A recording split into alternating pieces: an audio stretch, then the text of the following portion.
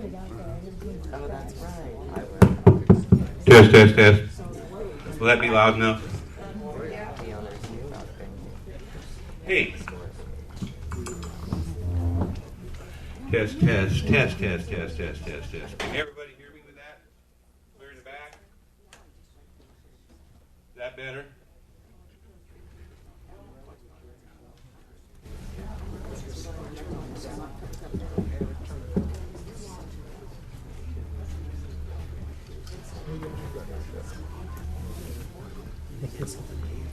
Yeah, she bring it up already. That's the way to do it.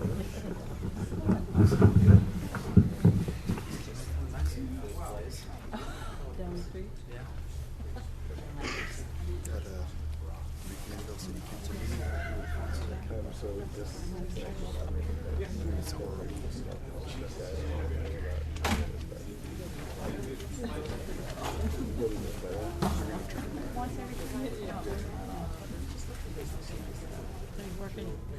I thought there was one person out of three. Are you working? No, that's the county. I'm talking about my network at the office. Separate. And writing letters for the last 2 days. You good, PK? How much is that? I don't know what time it is.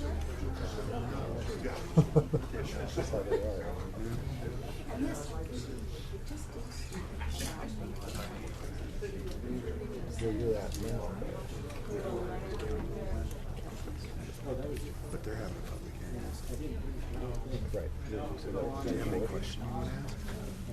Because you can write it down on that piece of paper and they'll read it. They have cards. I'll wait to see what comes up.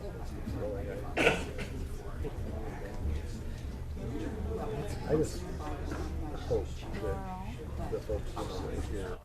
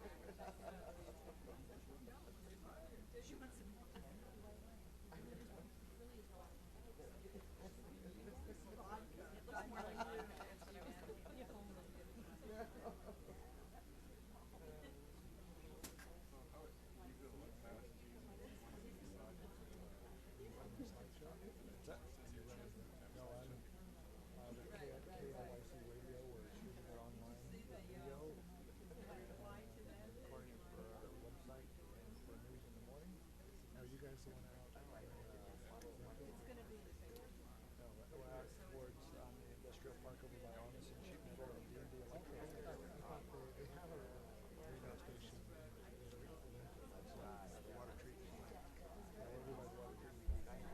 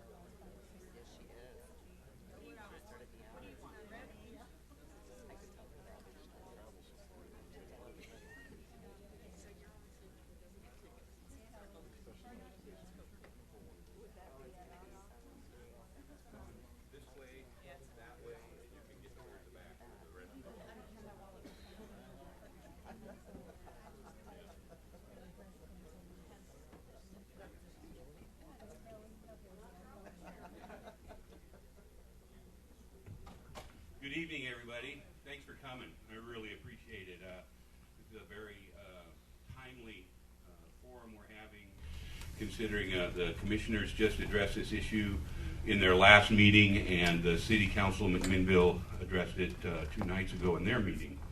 So I'm happy to have you all here. I will make one apologize right off the front. Our one panel member, Todd Delato, was unable to get back from Ashland today, where he was a speaker at another conference.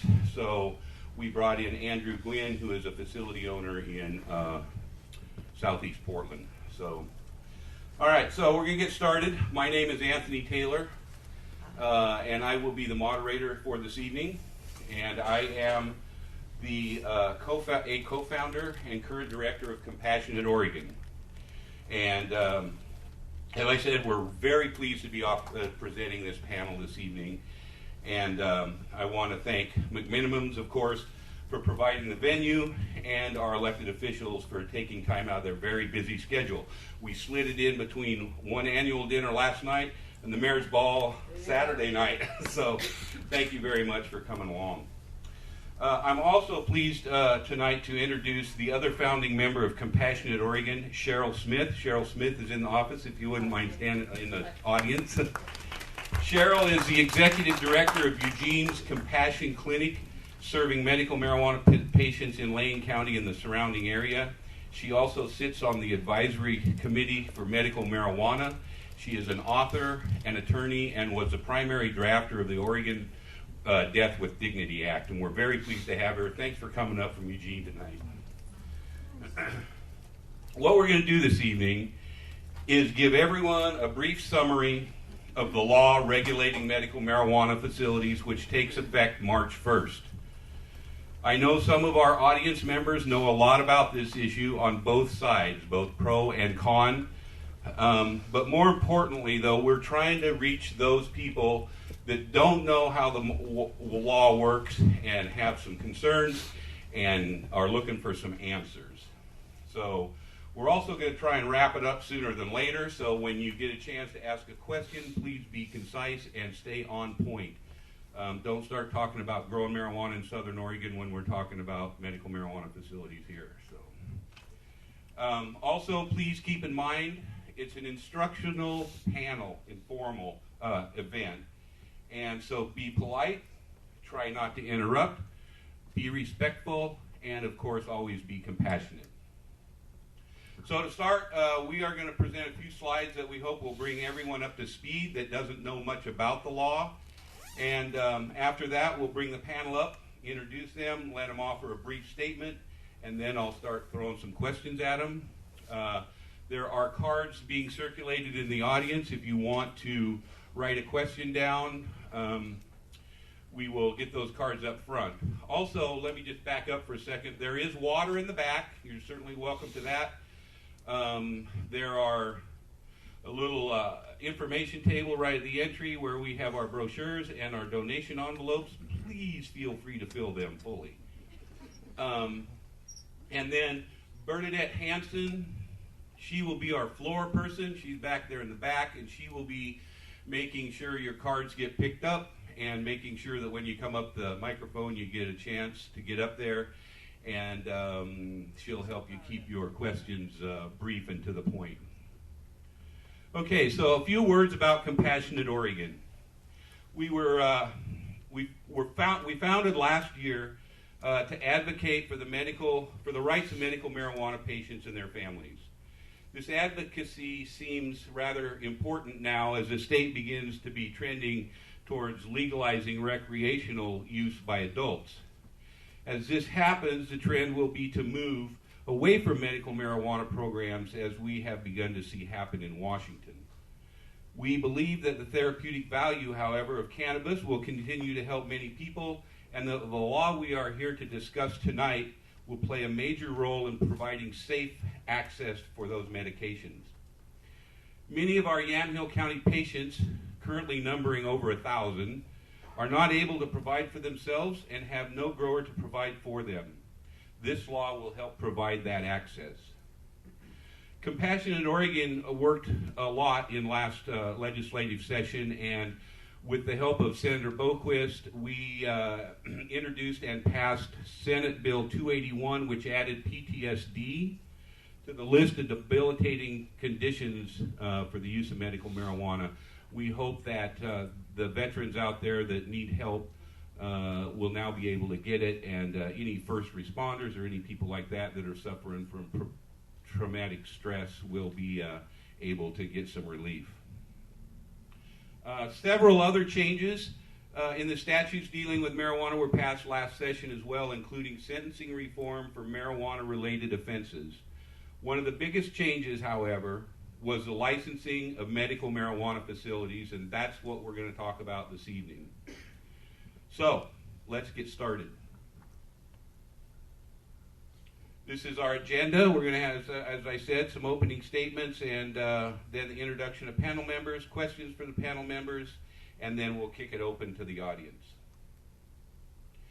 Compassionate Oregon is an Oregon political action committee dedicated to protecting the rights of medical marijuana patients and their families.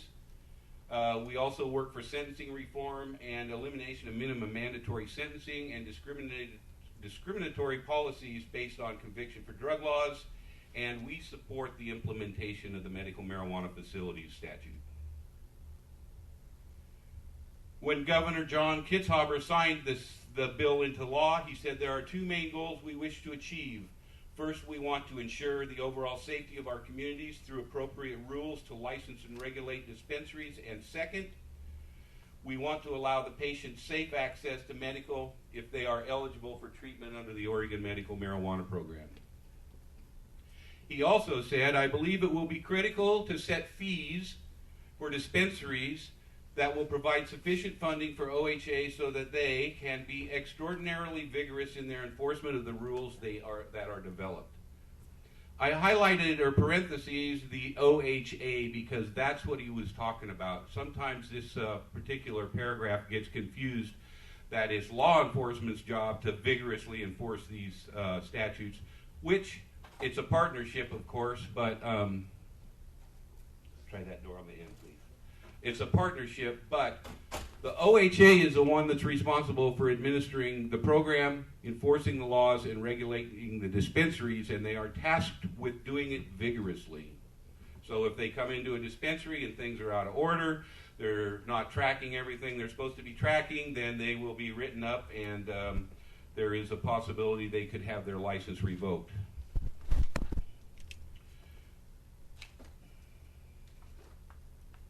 So, the law. It was originally House Bill 3460. It was added to the statutes that deal with the Oregon Medical Marijuana Program. Oops. Wrong button. This is the law. The Oregon Health Authority shall establish by rule a medical marijuana facility registration system to authorize the transfer of usable marijuana and immature marijuana plants. The preamble to the administrative rules say that a person may not establish, maintain, manage, or operate a facility without that license. And it does not in any way protect anybody from possible criminal prosecution under federal law.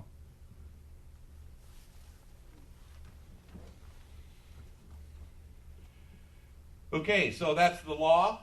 Here are the rules. And there are a bunch of them. Way too many to put up here and bore y'all with. But here's the highlights. Cannot be within 1,000 foot of a public school, private elementary, secondary, or career school that is attended primarily by minors. Now, I know there's some concern about preschools because just recently in Portland, a facility was sort of sited directly across the street from preschools. But in legislation that was passed this last session, they addressed the 1,000-foot rule and more clearly defined it, and they left preschools out of it. The primary reason for leaving preschools out is because typically preschool-age children are under the supervision of their parents when they get dropped off and when they get picked up. It's not like in junior high or middle school these days. In high school, where the students are just released and they go running around the neighborhood and they go across in front of them. It's kind of tricky because typically a school is within a residential area, and you're not allowed to site a facility in a residential area anyway. So You can't be located within 1,000 feet of another facility. This is to minimize grouping, like was happening in California and in Colorado as well. They felt that one every 10 or 12 blocks would be plenty.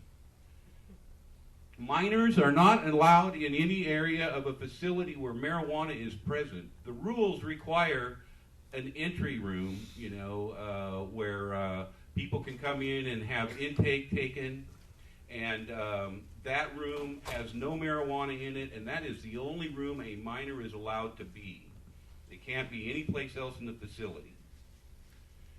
No use of marijuana on the premises. The only exception to this is if an employee is actually a patient and needs to medicate while at work. He is required to do that out of sight of the public behind locked doors. More rules. Must be located in an area that's zoned properly. You can't be in a residential area. You have to be in commercial or industrial or mixed-use agricultural area. And you cannot have a dispensary at the same address as a grow site. So if you're growing plants in your house, you can't have a dispensary in your house or, your business. All facilities must test for mold, mildew, and pesticides and keep all lab reports for all testing results. This was a very big concern when this bill was first drafted because there has been some reports of people with asthma or other breathing conditions that can be troubled by this, mold spores and mildew. And of course, pesticides, we all know the story there. So that was written into the statute for sure, and it is elaborated in the rules. All usable marijuana must be labeled. You have to be able to look at the label and tell what percentage of THC is in the package. It also requires CBDs. That's a little technical, but those are the types of, the many 400 chemicals in marijuana. That's one of them that helps with anti-inflammatory issues and things of that nature. And finally, it must include a warning label. Got to have that label on there, and it has to be bigger than any other letters on the label. So when you pick it up, that's the first thing you should see.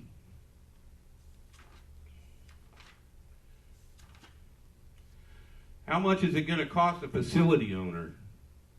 Well, it starts off with a non-refundable application fee of $500, and this is to pay for the Oregon Health Authority's background check, criminal background check that they have to perform on the person responsible for the facility.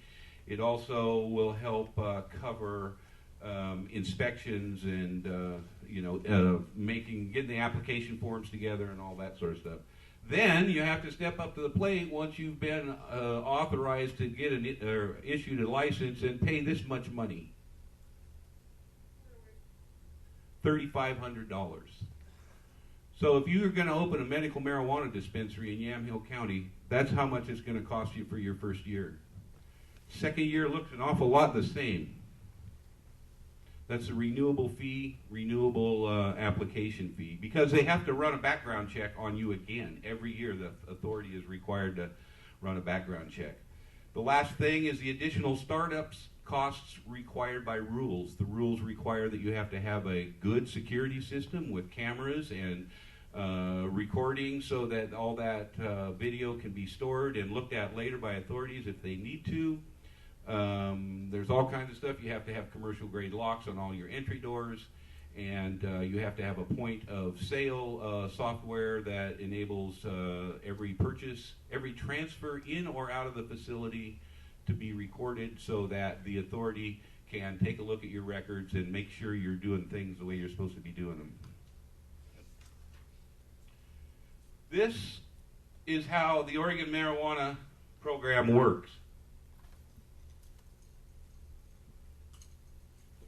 The Oregon Health Authority is the overarching agency that looks after the Oregon Medical Marijuana Program. Originally, it provided cards for the grower. Well, let me back up for a second. The patient and or his caregiver, and then a grower. The patient, the only way a patient could get marijuana was to grow it himself, find a grower that would grow it for him, or find some charitable soul that would give them their marijuana. At that time, the only money that was allowed to change hands was from the patient to the grower, and you could only reimburse the grower for the cost of his materials, like his dirt and fertilizers, and his utilities. You could not give him any money for labor or other costs of doing business, like insurance costs and packaging and processing and all that sort of stuff.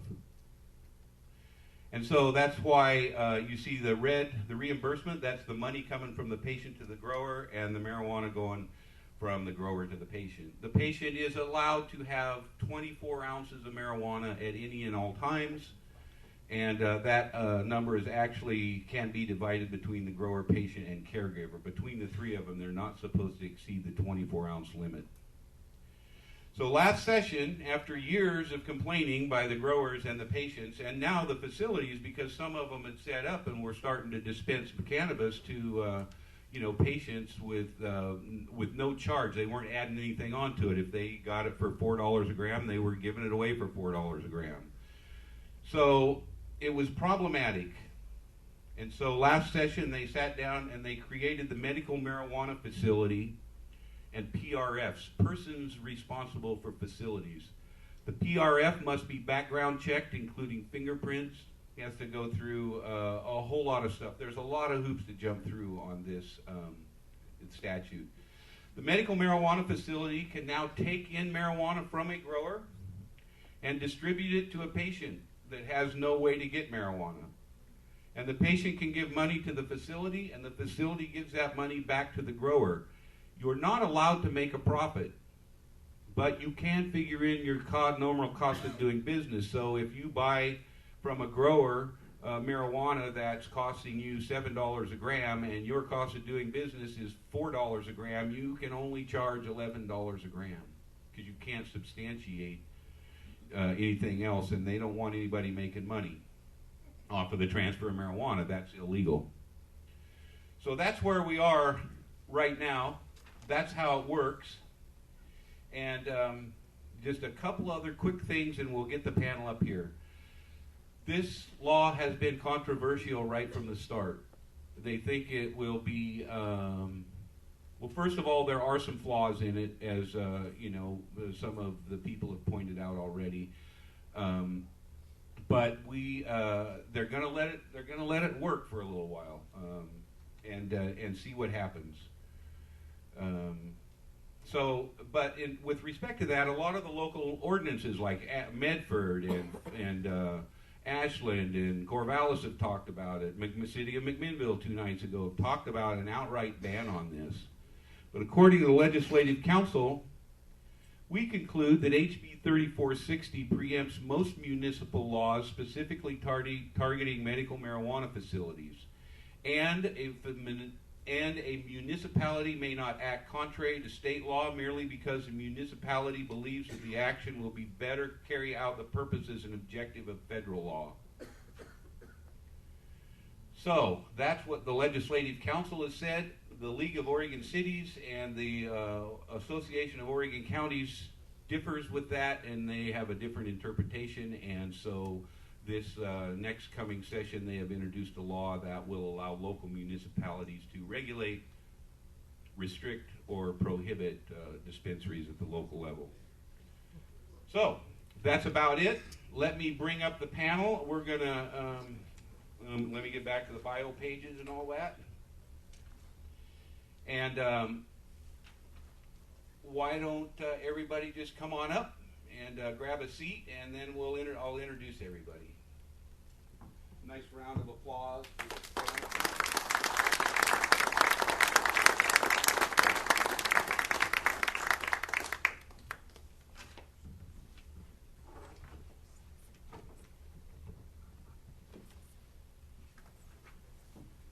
Again, I am very, very honored that these elected officials could take time out of their schedules to come up here and participate in this. We're going to start on the far end with Andrew Gwynn. He is a facility owner and operator that is right now, bringing his facility up to speed. His facility is in southeast Portland, and he is really doing everything he can to get all the cameras in place and all the things that the rules require. And he started a chapter of Students for Sensible Drug Policy at Chemeketa Community College while a student there.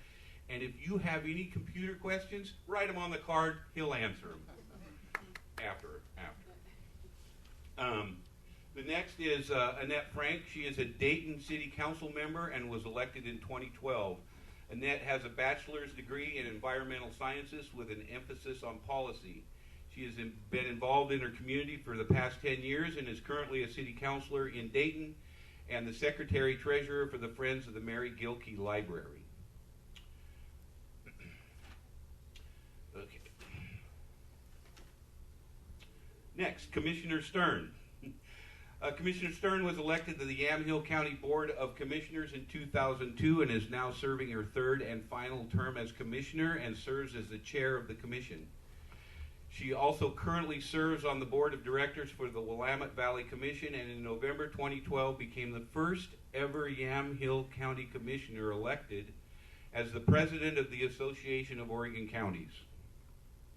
Mary currently serves on the board of directors for the Willamette Valley Cancer Foundation, YCAP's Resource Development Committee, and the Oregon Criminal Justice Commission. Sheriff Jack Crabtree was also elected in 2002 after a long and distinguished career in the Yamhill County Law Enforcement Sheriff's Department and is also serving his last term. He is a member of the National, Western States, and Oregon State Sheriff's Association, has been a corrections officer, a patrol deputy, and a detective. He has served with distinction and been honored for Outstanding Achievement Award and Investigator of the Year by the Oregon Police Officers Association. Sheriff Crabtree was a member of the Rules Advisory Committee that helped write the rules for this law, and he is currently chair of the Yamhill Interagency Narcotics Task Team. Thanks, everybody, for coming. Thank you. So since Mary is at the top of the chain in the county, we're going to start with her and let her do a little bit of an opening statement. And you'll have to share the mic, but we're used to that. Well, hi, everybody. Can you hear me okay back there? Yep. Okay. I'll put my glasses on so I can see you in the back. If we're not loud enough, just wave and I'll try. I have a big mouth.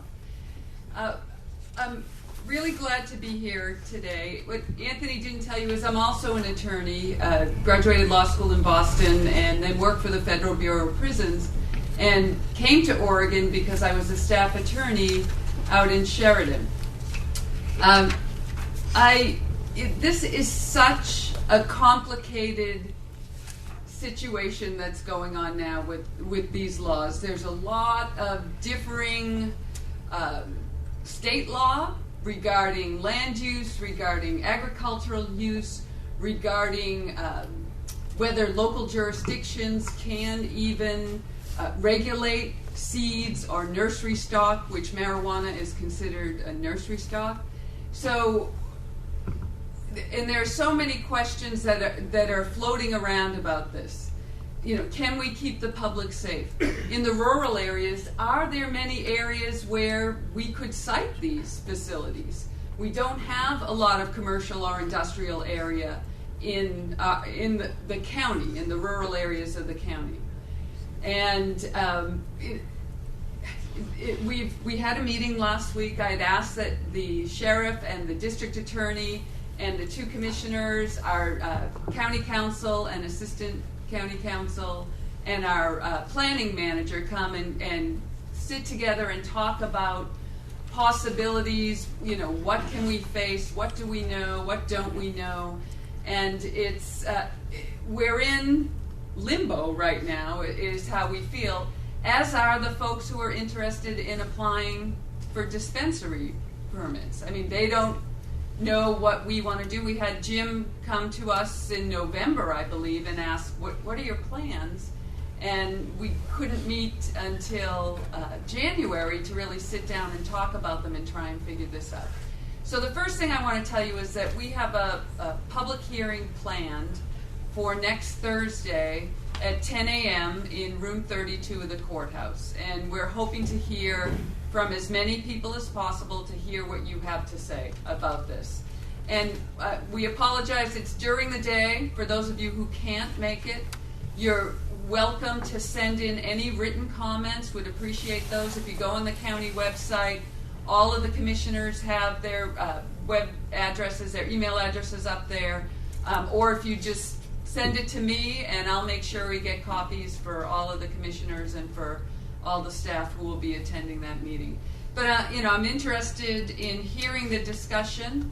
I will tell you right now, my father-in-law is back in New Jersey and has been undergoing cancer treatment for the last over a year and a half, almost 2 years. He has bile duct cancer, primary, and liver cancer is a secondary, and has had some others floating around. He's not hungry. He can't eat. He doesn't know what to eat. My mother-in-law is just beside herself trying to figure out, what do I cook? She cooks everything. She tries everything to try and find something my father-in-law will eat. He's going to be 72 years old. That's young, and it gets younger every day, and was up until the cancer, the healthiest person I've known. So, I understand the compassionate side of this. I worry if he were here, now he's a federal judge, so I don't think he'd be smoking any marijuana, but if he wanted it, and was here, how would he get it?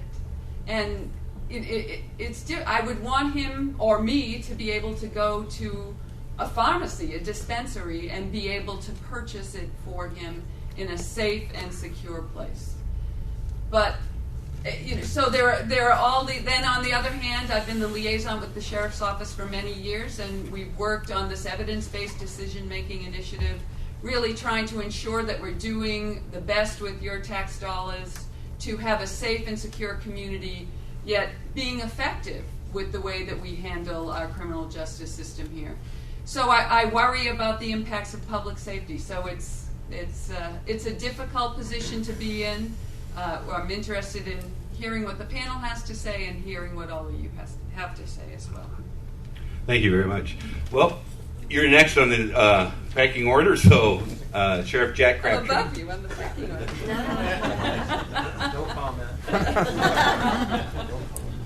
No, thanks, Anthony. I really do appreciate you inviting me to be on this panel.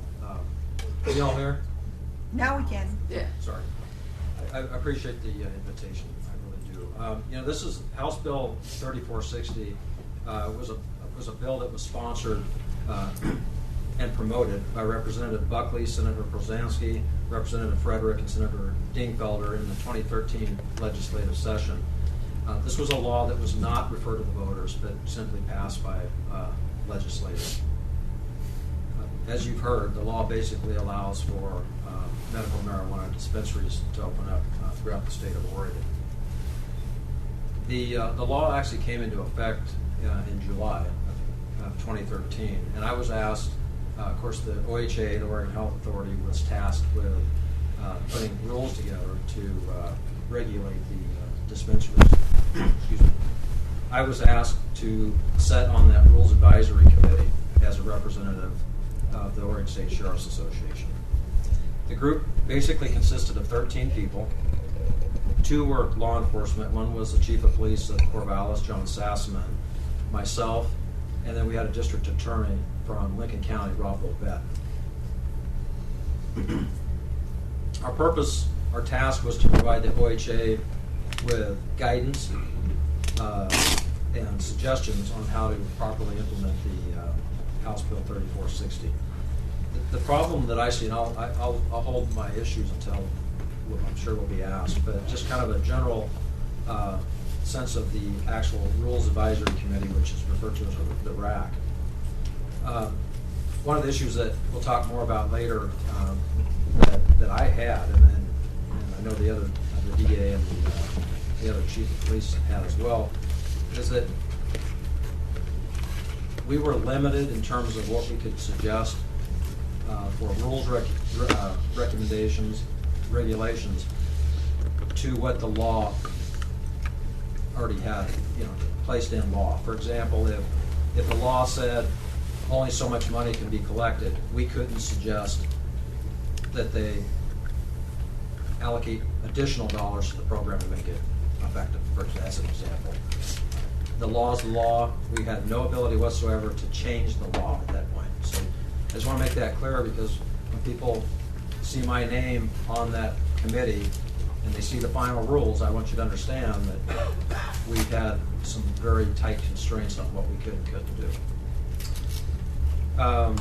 Anyway, so the idea was for us to meet, which we did, and the OHA director was to finalize the rules, and they'll start asking for application with, I think, the 3rd of March or so.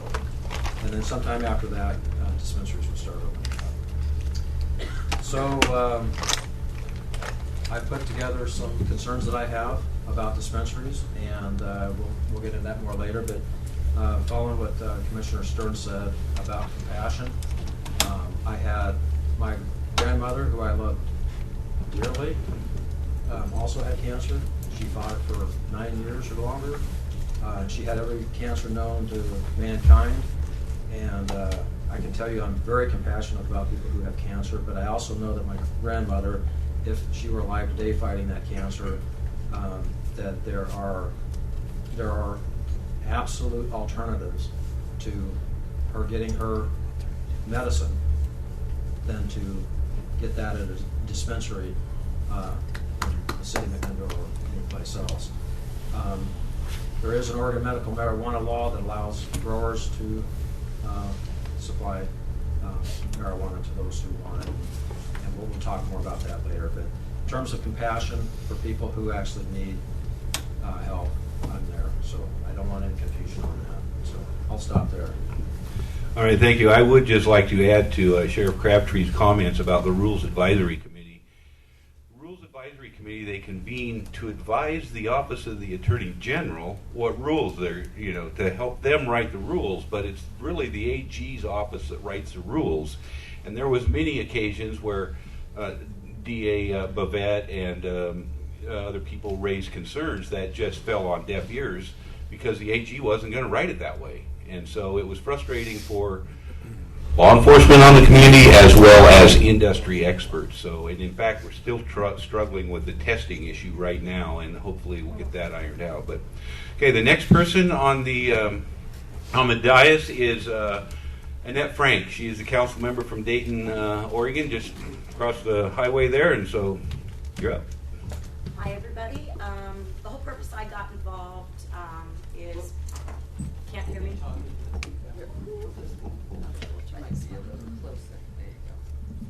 Hi, everybody. Is that better? Okay.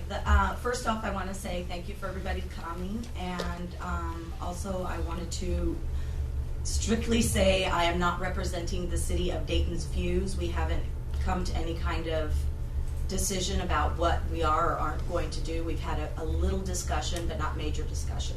So I just want to get that out there, that I do not represent the city of Dayton's views. I am merely coming from it from an elected perspective. And part of the reason I became involved was because we've had some issues in town with people growing their own medical marijuana, which the law allows. But in a small town, and in my perspective, there are issues that complicate so many things